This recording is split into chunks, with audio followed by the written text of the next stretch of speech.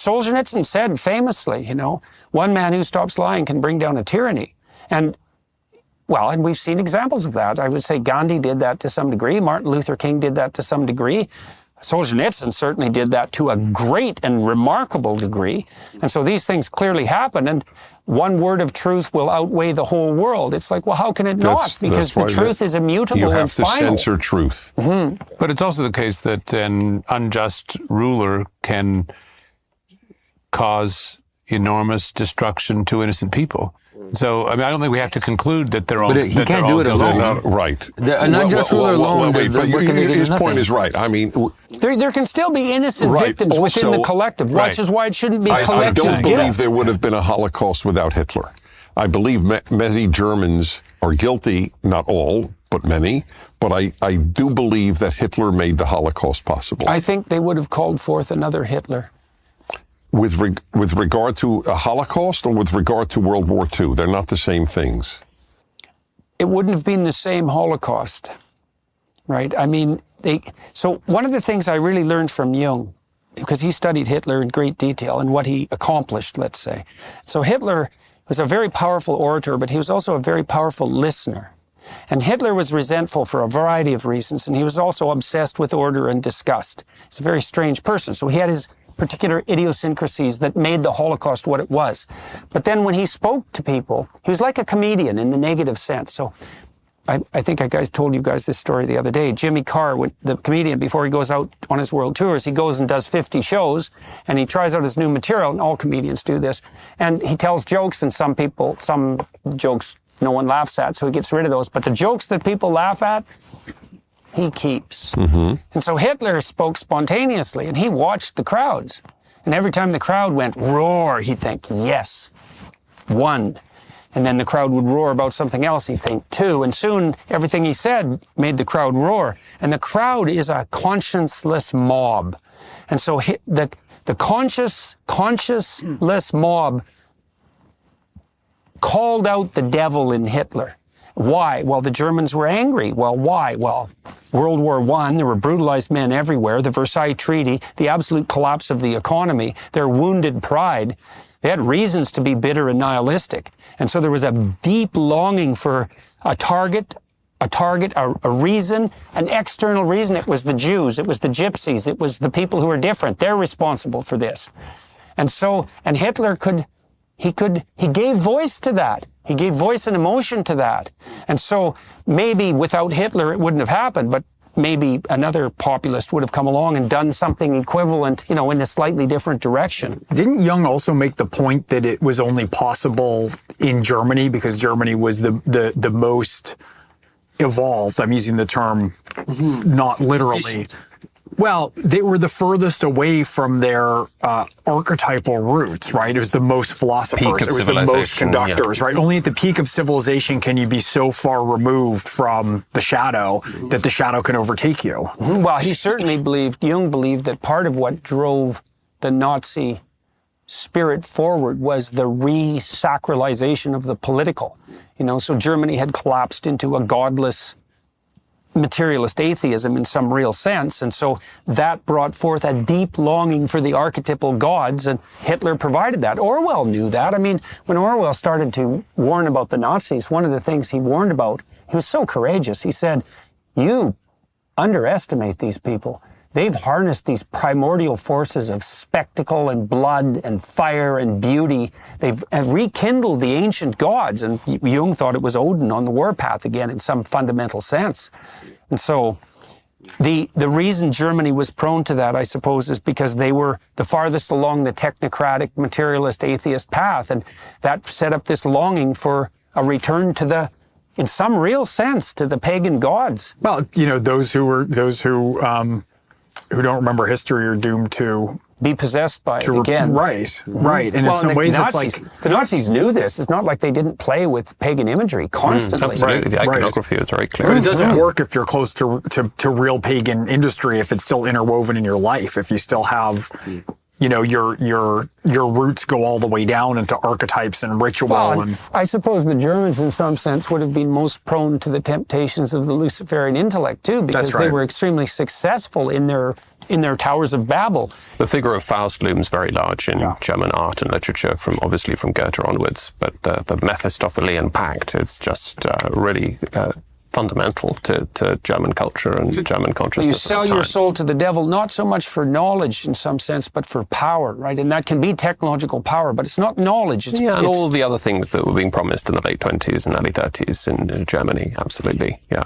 but Yeah, artistic peace. power, and it was the power in the elites. It was in the arts. It was in philosophy. It was in music composition. It was in everything. You could also see that given that Germany in some sense was at the pinnacle of that civilization, the fact that they were so profoundly defeated and then humiliated was also what produces a wounded pride and narcissism. And that's certainly part of the Luciferian spirit. So, but that idea, look, here's a good example of that. So when police were interviewing children when they were investigating the satanic daycare accusations back in the 1980s, the children would come up with absolutely hair-raising tales of satanic ritual abuse, like young children. You think, well, where do they get that? Well, often what would happen was that a child with a mother who is a paranoid schizophrenic or bordering on it would start to get delusional about what people might have been doing to her child when she left them in the daycare. Now, she was guilty because she left them in the daycare. And now she's wondering, oh, well, I left my children with strangers. What could they be up to? And then because she was bordering on psychosis, she'd have these incredible delusional fantasies. And then, being disturbed, she'd start to bother her children. It's like, wait, does anybody do anything to you? And children...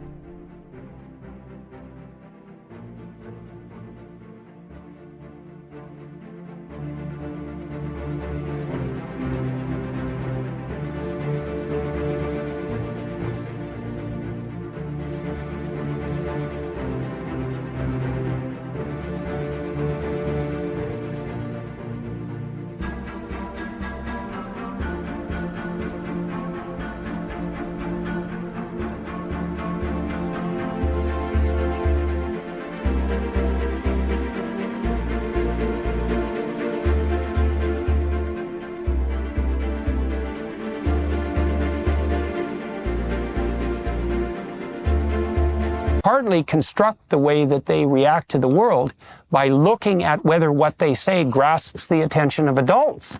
And so the child would be struggling to find the words that would satisfy the mother's curiosity and struggling with that. And then they'd go to sleep at night and have a dream.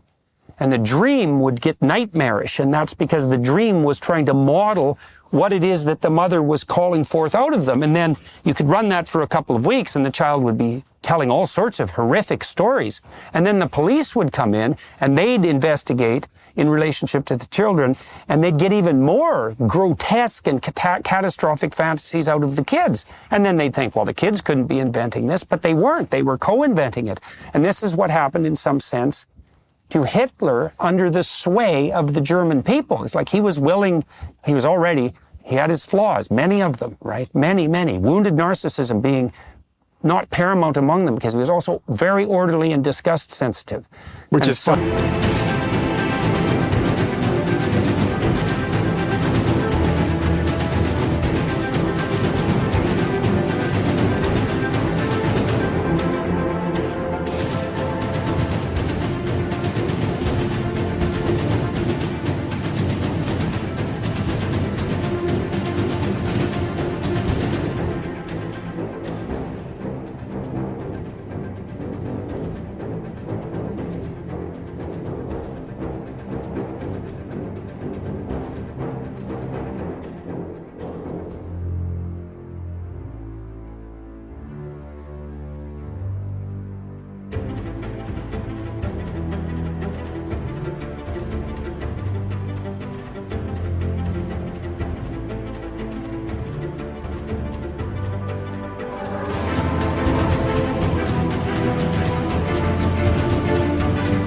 funny because he had separating gums, so it's like, poor guy. Yeah. Well, right. Well, Like he was like, you know, vile in certain senses, and then overcoming it and scouring rats he's a and worshiper of homeless and Slavs Yes, and Jews exactly. with his own like disdain for his, you know, twisted psyche. and for his own mortality. Right? Yeah. And he was a worshiper of the will. He was perfectly proud that he could stand like this for hours on end in the back of a car. He regarded that as a signal evidence of his discipline and conscience.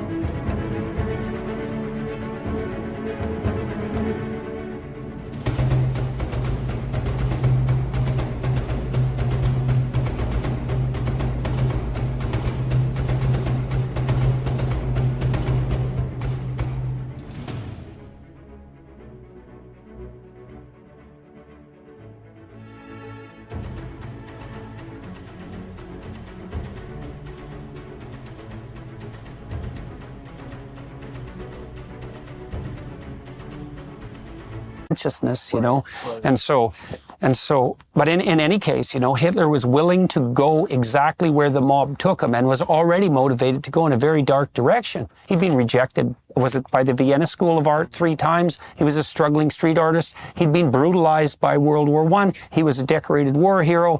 I think he was the only survivor of part of his platoon because a grenade blew up all of his friends when he was off doing something peripheral.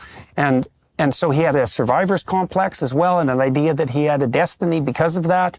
And then he was homeless, as you pointed out. And of course, the communists were threatening Germany at the time, and there were reason to be paranoid about that. And it was all set up for a perfect storm. But Hitler definitely allowed the mob to call forth the darkest fantasies possible out of the recesses of his in soul. light of that, I'd like to read to you what Heinrich Heine, the great German poet, wrote exactly 100 years before Hitler came to power.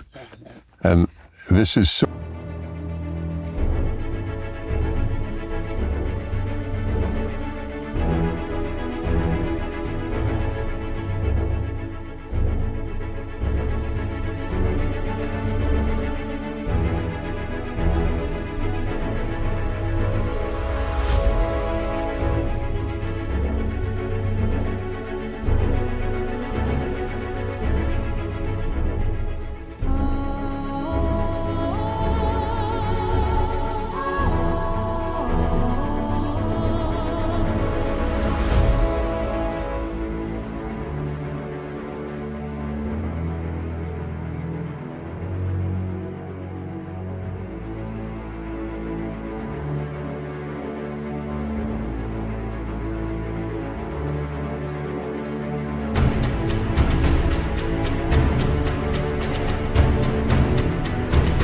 relevant to our themes of the need for God and religion. So this is a secular Jew writing this, the great German poet Heine, Heinrich Heine. Christianity, and this is its greatest merit, has somewhat mitigated that brutal German love of war, but it could not destroy it. Should that subduing talisman, the cross, be shattered, the frenzied madness of the ancient warriors, that insane berserk rage of which Nordic bards have spoken and sung so often, will once more burst into flame. This talisman, the cross, is fragile, and the day will come when it will collapse miserably. Then a play will be performed in Germany, which will make the French Revolution look like an innocent walk in the park.